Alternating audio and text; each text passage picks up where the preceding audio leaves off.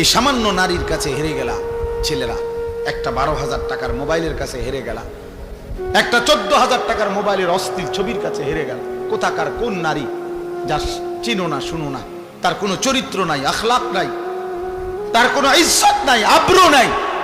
নর্তকীর আবার ইজ্জত কি, সম্মান কি?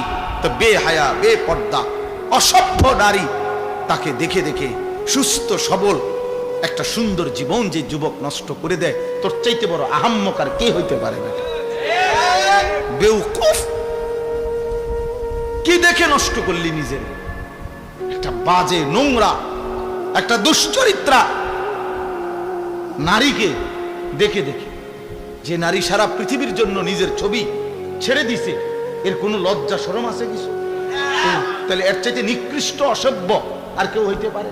এটা কি পরিমাণ বেহায়া যে সারা পৃথিবীর জন্য নিজেরে ছেড়ে দিছে। দেখো সারা পৃথিবীবাসী, দেখো আমারে, দেখো আমার। পৃথিবীতে কোনো যুগেই কোনো কালেই অসভ্যতা, বেহায়াপনা, অশ্লীলতা কোনো কালেই কারো কারো কাছে, কোনো ধর্মাবলম্বীদের কাছেই পছন্দনীয় না, পছন্দনীয় না। আফসোসের বিষয়। এই জন্য বাপ আমার, বন্ধু আমার, আমরা প্রত্যেকেই মনের চাহিদার বিরোধিতা করে আল্লাহর কোরআন এবং রাসূলের সুন্নাহ মতো চললে আমাদের আখিরাত নিশ্চিত। ইসলাহি মাহফিলের মূল ফিকির এটা, মনের চাহিদার বিরুদ্ধাচরণ। আমরা কিতাবের মধ্যে পড়ছি, মানুষের মনের চাহিদা দুধ খাওয়া বাচ্চার মতো, বুঝছো না? যে বাচ্চা দুধ খায় ওর মতো এই মনের চাহিদা মানুষ। মানে কি?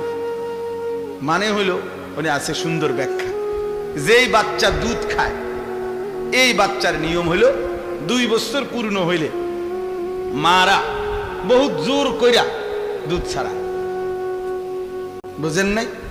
এ জীবনেও নিজের থেকে নিজে আমনে হেরে যদি কোরআন শরীফের আয়াত পড়া কোন যে বাবা লিখছে কোরআনে 2 বছর পরে দুধ ছেড়ে দাও, এতে ছাড়বে না, এতে দুধ খাইতে চাই।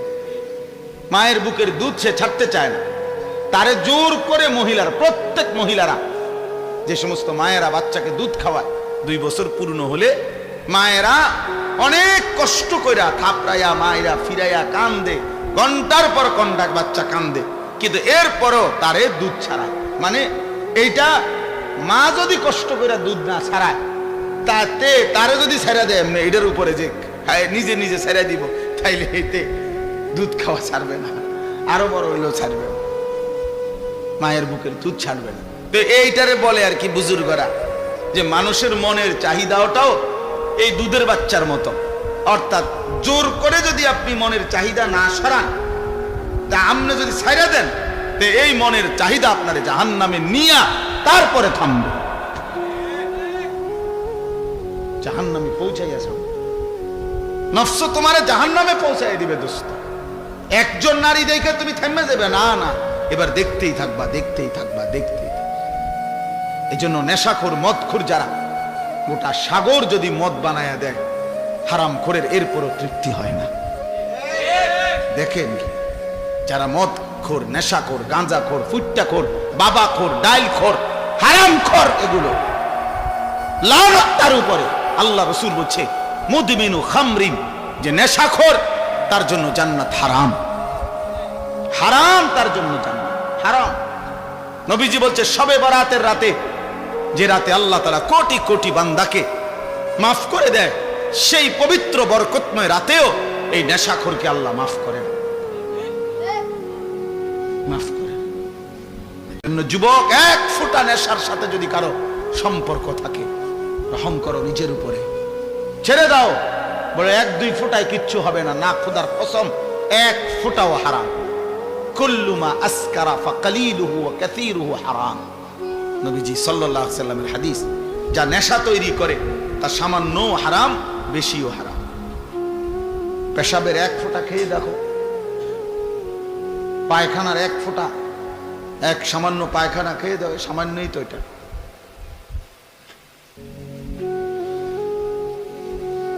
কোরআনুল কারীমের মধ্যে আল্লাহ তাআলা বলছেন নেশাখোর, স্পষ্টভাবে আল্লাহ তাআলা বলছেন এটা শয়তানের কাজ। মিন আমালিশ শাইতান। আর শয়তান তোমাদেরকে কি চায়? মদ এবং জুয়ার মাধ্যমে আইয়ুকিয়া বাইনাকুমুল আদাওয়াতা ওয়াল বাগদা, শত্রুতা বিদ্বেষ তৈরি করে। ওয়া ইয়াসুদ্দুকুম আন যিকরিল্লাহ, আল্লাহর স্মরণ থেকে সরিয়ে রাখে মদ জুয়া। ওয়া আনিস সালাহ, এবং 5 ওয়াক্ত নামাজ থেকে ফিরিয়ে রাখে। আল্লাহ বলছে ফাহাল আনতুম মুনতাহুন, হে আমার ইমানদার বান্দা, তাহলে এতগুলো ক্ষতিকর কথা শুনে তুমি কি মদ এবং জুয়া থেকে ফিরবে না? তাফসীরের মধ্যে আছে বন্ধু, কোরআনের তাফসীরে আছে, এ আল্লাহ যখন এই আয়াত নাজিল করছে ফাহাল আনতুম মুনতাহুন, হে আমার ইমানদার বান্দারা, মদ এবং জুয়ার থেকে তোমরা তাহলে ফিরবে না, ফিরবা না? তো সাহাবায়ে কেরাম সবাই তখন নবীজির সামনে যারা উপস্থিত শুনছে নবীজির জবানে এই আয়াত সাথে সাথে সাহাবীরা বলছে, 2 হাত তুলে আল্লাহকে সাক্ষী রেখে বলছে, ইয়া রাব্বি কাদ ইনতাহাইনা, হে আল্লাহ আমরা ছেড়ে দিলাম। এজন্য এখনো তোমরা সবাই বলো যে আল্লাহ আমরা ছেড়ে দিলাম। বলেন, হাত উঠান, বলেন আমরা আল্লাহ ছেড়ে দিলাম। আল্লাহ তৌফিক দান করেন। অর্থ হলো আমরা সবাই নেশা করি, আমি এটা বলি নাই। বুঝানোর উদ্দেশ্য হলো যে আল্লাহর নাফরমানি থেকে আমরা বিরত থাকবো। একক ব্যক্তিকে তো দাঁড়া করানো লজ্জার বিষয়, এজন্য সবাই মিলে হাত তুলবে। নির্দিষ্ট একজনকে চিহ্নিত করা, এটা তো তার জন্য আত্মমর্যাদার বিষয়। আল্লাহ বুঝার তৌফিক দান করেন। প্রিয় ভাই আমার, বাপ আমার, আমাদের এটা উচিত।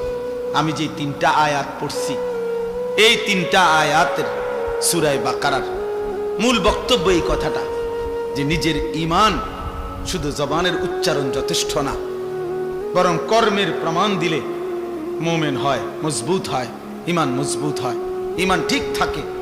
যদি কেউ জবানে তো বলে আমি আল্লাহকে মানি, আখিরাতকে মানি, কিন্তু কর্মে আমলে বাস্তবে ঈমান ইসলামের যদি তার মধ্যে নমুনা না থাকে, খোদার কসম আল্লাহ বলছে সেই মুমিন না, সে মুনাফিক। প্রিয় ভাই, নিজের উপরে দয়া করুন। সার্টিফিকেট দেখে মুসলমান না, হাসরের ময়দান ভোটার আইডি কার্ড দিয়ে না, জন্ম নিবন্ধন সনদ দিয়ে না, পাসপোর্ট দিয়ে না, সেজদা দিয়ে, সেজদা আল্লাহর গোলামি, আল্লাহর বন্দিগি দিয়ে প্রমাণ করতে হবে আমার দিলের মধ্যে কালেমা, আমার জবানে কালেমা, আমার সারা দেহে কালেমার প্রতিচ্ছবি, ঈমানের প্রতিচ্ছবি, তাইলেই আমি মুমিন, নাই তো মুনাফিক। নাই তো কি বলেন না? নয় তো কি? এই যে শুনলেন আল্লাহ বললেন ওমা হুম, হে কয় আমি আল্লাহরে মানি, আল্লাহ কয় না। হে কয় আমি আখিরাত মানি, আল্লাহ কয় না। তুমি মুমিন না। তাহলে কি বুঝা গেল? একজন মানুষ মুখে বলার পরেও আল্লাহ বলতেছে সে মুমিন না, তাহলে বুঝা গেল শুধু মুখের উচ্চারণ যথেষ্ট নয়। এটা বাদ না, মুখে উচ্চারণ করতে হবে না এটা না, মানে মুখের উচ্চারণই শুধু কি নয়, যথেষ্ট নয়। কর্মের প্রমাণ দিতে হবে, কর্মের প্রমাণ দিতে হবে। আমলের ঘাটতি মুনাফিকের চিহ্ন, আমলের অলসতা মুনাফিকের চিহ্ন, মুনাফিকের চিহ্ন। কোরআনুল কারীম থেকে আমি শুনাই বাবা, কোরআন আল্লাহ স্পষ্ট বলছে, সূরা তাওবার মধ্যে আছে মুনাফিক কেমন, কারা, আল্লাহ পরিষ্কার বলছে ওয়ালা ইয়াতুনাস সালাতা ইল্লা ওয়া হুম কুসালা। আল্লাহ বলে মুনাফিক তারা যারা নামাজে আসে না, আর যদি আসেও অলস ভাবে। প্রথমত নামাজেই আসে না, দ্বিতীয়ত যাও কুদ্দুরে আসে তাও জান চলে না, অলস। কুসালা মানে অলস। এই যে অলসতার কথা একটু আগে কইছি, অলসতা ঈমানের কাজে, আমলের কাজে খোদার কসম সরাসরি মুনাফিকের চিহ্ন। ওয়ালা ইউনফিকুনা ইল্লা ওয়া হুম কারিহুন। আর দ্বিতীয়ত আল্লাহ বলে মুনাফিকের চিহ্ন যারা আল্লাহর রাস্তায় খরচ করে না, যদিও করে তো প্রচন্ড অনিচ্ছা সত্ত্বে। যদি কখনো দেয়, আচ্ছা যা বেশি যন্ত্রণা করস, জানে টাকা 100 নে বেড়া, টেয়া গেলে গেছে, টেয়া বেলে গেলে গেছে, দিছে টেয়া 100, আবার কখন যা টেয়া পয়সার মায়া করে লাভ নেই, যা নিয়ে বেড়া। এতবার কইলে কেমনে না দেয়? মানুষ বলে না যে এতবার কইলে কেমনে না দেয় বেড়া, বারবার ঘুরিয়ে আইয়ে যা দিলাম দিলাম। এটা কি দান হইল? লান তানালুল বিররা হাত্তা তুনফিকু মিম্মা তুহিব্বুন। এক সাহাবী শুধু কেবল মসজিদে নববীতে খেজুর দান করছে গরিব সাহাবীদের জন্য। খেজুরের যে ছড়া, এই খেজুরের কলার ছড়ার ছড়ির মতো খেজুরের ছড়ি, এইটার মধ্যে কিছু খেজুর আছে একটু ফসা, এই আর কিচ্ছু না। এই কদ্দুর অপরাধ। আল্লাহ তাআলা কোরআন আয়াত নাজিল করছে, সবচেয়ে প্রিয়টা দান না করলে সেই দানের বিনিময়ে আল্লাহ কখনোই কোনো নেকি দিবে না। কি পরিমাণ সাহাবায়ে কেরামের সংশোধন খোদ আল্লাহ করছে। এক সুতা 19-20 হয়েছে, তা জিবরাইল যেন সাইয়া রয়েছে। ব্যাপারটা বুঝো না, এরকম বহু আয়াত, এটা ভয়ের ব্যাপার।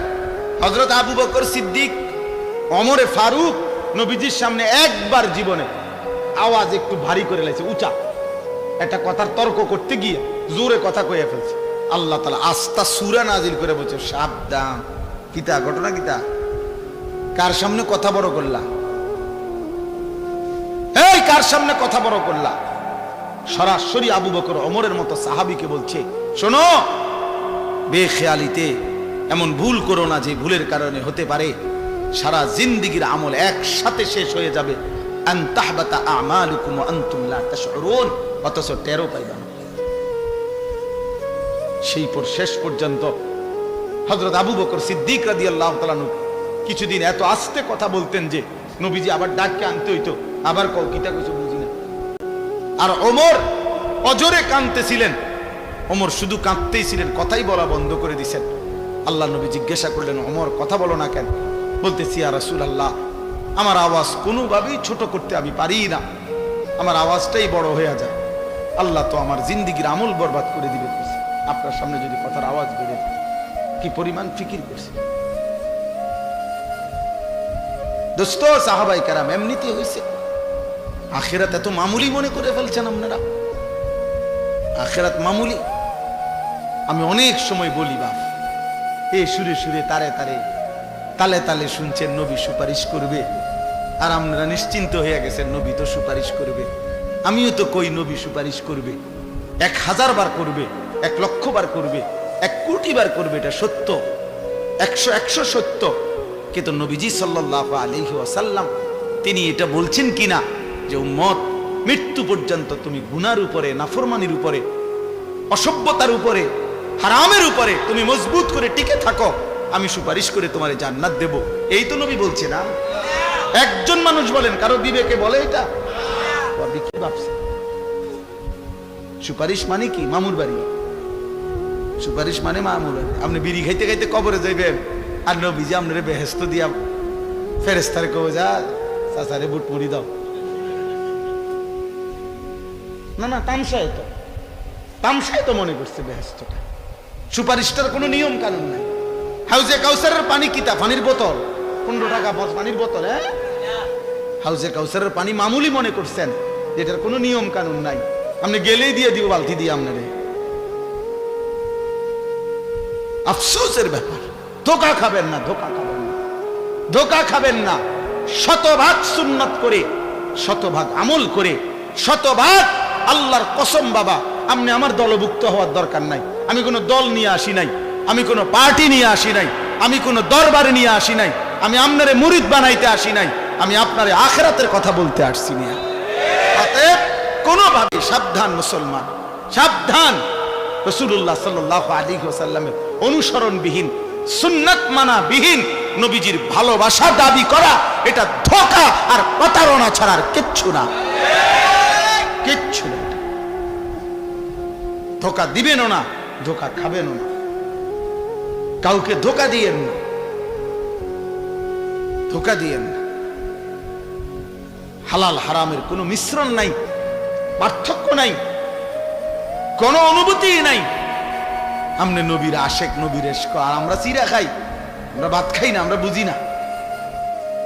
আমনে হুদা ভাত খান, কাজে ঝগড়ার দরকার নেই। আমি ঝগড়া একটা মানুষও না, আমার ঝগড়া পছন্দও না। আপনিও বেঁচে যান, আমিও বেঁচে যাই, কথা বলেন না কেন? বাঁচা যাই ভাইয়া, আখিরাতে বেঁচে যাই। চলো, মালিকের ধরা বড় শক্ত ধরা। এই ঠেলাঠেলি ধাক্কা ধাক্কি এখানেই মানাবে। আখিরাত বড় মারাত্মক বিষয়। আখিরাত বড় ভয়ের জায়গা। আল ফাজাউল আকবার, আল্লাহ কোরআনে বলছে সবচেয়ে বড় ভীতিকর জায়গা হাসরের মাঠ। হাসরের মাঠ, হাসরের মাঠ। ১৬ লক্ষ আম্বিয়া দিন রাত কেঁদেছেন হাসরের মাঠের ভয়ে। লক্ষ লক্ষ সাহাবায়ে কেরাম কেঁদেছেন রাত দিন হাসরের মাঠের ভয়ে। সারা পৃথিবীর সমস্ত আউলিয়ায়ে কেরাম দিনে রাতে চোখের পানি ফেলে কাঁদছেন। কি কারণে? যে নামাজ পড়ে ভুল করছে এই কারণে কাঁদে, নাকি রোজা রেখে ভুল অপরাধ করছে এই জন্য কাঁদছে? হাসরের মাঠের ভয়ে কাঁদছে। নাহলে কাঁদে কেন ওনারা? উনি তো নামাজ পড়ছেই, উনি কাঁদবো কিত্ত তাহলে? উনি তো রোজা রাখছেই, উনি কাঁদে কা? উনি তো দান সৎকার করছেই। কথা বোঝেন নাই আমার? উনি কাঁদে কেন? কাঁদে হাসরের মাঠের ভয়ে। হাসরের মাঠের ভয়ে যাহা যদি আল্লাহ প্রত্যাখ্যান করে, যদি আল্লাহ গ্রহণ না করে, যদি আল্লাহর কাছে কবুল না হয় তো কি হবে? যদি নবীর দরবার থেকে ফেরেশতা বলে তাড়িয়ে দেয়, আর নবীজি যদি বলে সহকান সহকান, দূর হও উম্মত, কি হবে আমার? কে দিবে আমাকে আশ্রয়? কে করবে আমার জন্য সুপারিশ? কোরআন শরীফে আছে, আল্লাহ বলছেন শতভাগ দিন মানে যারা আল্লাহর রাস্তায় খরচ করে, যারা, খোদার কসম কোরআন শরীফে আছে তাদের বৈশিষ্ট্য হলো অকুলুবুহুম ওয়াজিলাতুন। প্রতিটা সেজদা দিতে গিয়ে, প্রতিটা দান সদকা করতে গিয়ে, প্রতিটা আল্লাহর বন্দিগি করতে গিয়ে তাদের দিল একই অবস্থায়, ইবাদতরত অবস্থায়ও তাদের অন্তর আল্লাহর ভয়ে কাঁপতে থাকে। তাহলে এই যে দেখবেন অনেক মানুষ আল্লাহর দ্বীনের কথার উপরে তার আমলের তৌফিক হয় না কেন? চাচা জান আজকে সামনের কাতারে নামাজ পড়ে, 30 বছর 40 বছর সামনের কাতারে বসে নামাজ পড়ে, প্রত্যেক শুক্রবারে জুবান নামাজের বয়ান শোনে, কিন্তু যে কিসিমের সুরত চলাফেরা এরকম। তাহলে এমন কেন?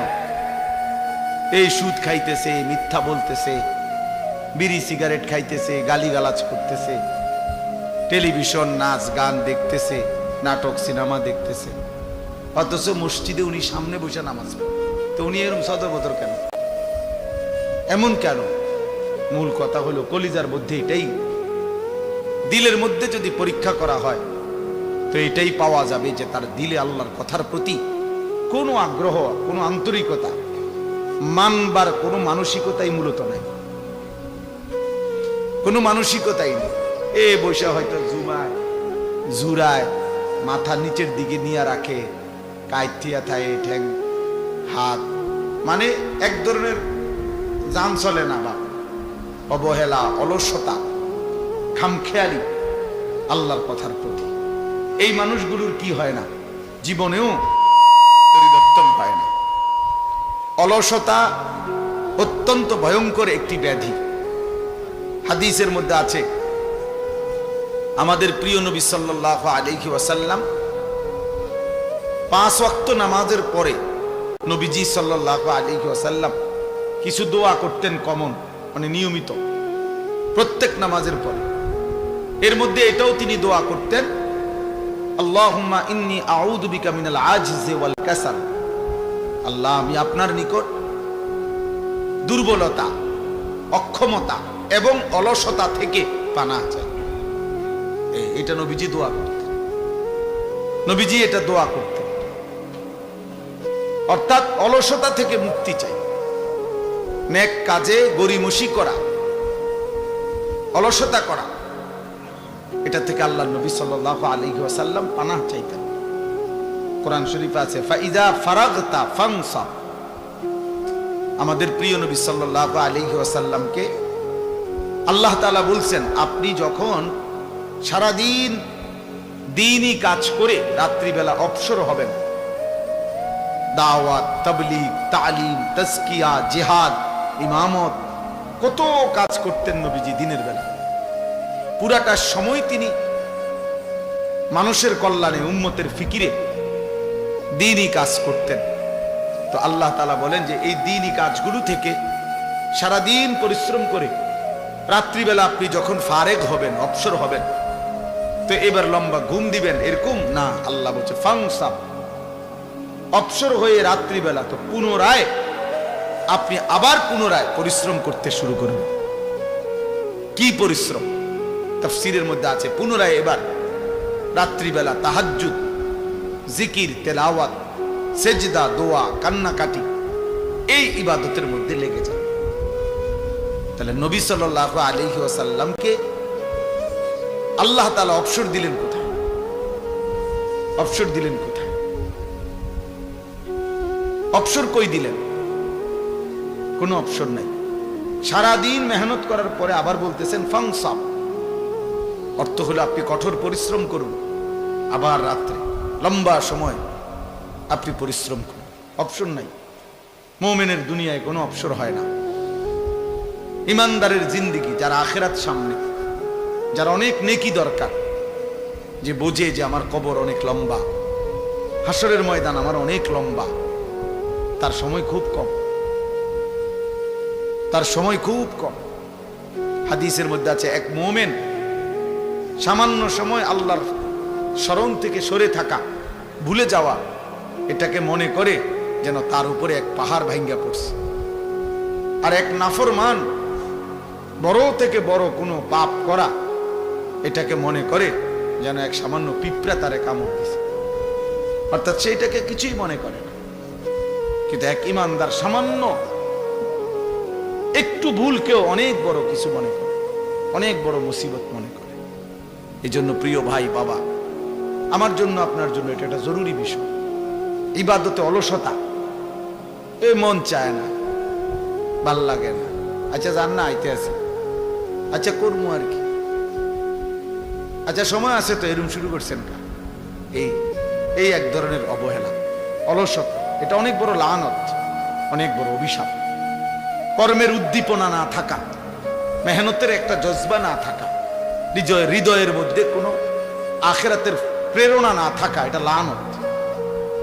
লানত ওই এটা অভিশাপ, এটা অভিশাপ যে আল্লাহ তাআলা দিল মুর্দা বানায় দিছে। ওই দিলের মধ্যে আর আখিরাতের কোনো প্রেরণা জাগে না, ইবাদতের কোনো প্রেরণা জাগে না। কোরআন শরীফে আছে হযরত মুসা আলাইহিস সালাম এবং ওনার ভাই হারুন আলাইহিস সালাম, ওনারা দুইজনই নবী ছিলেন।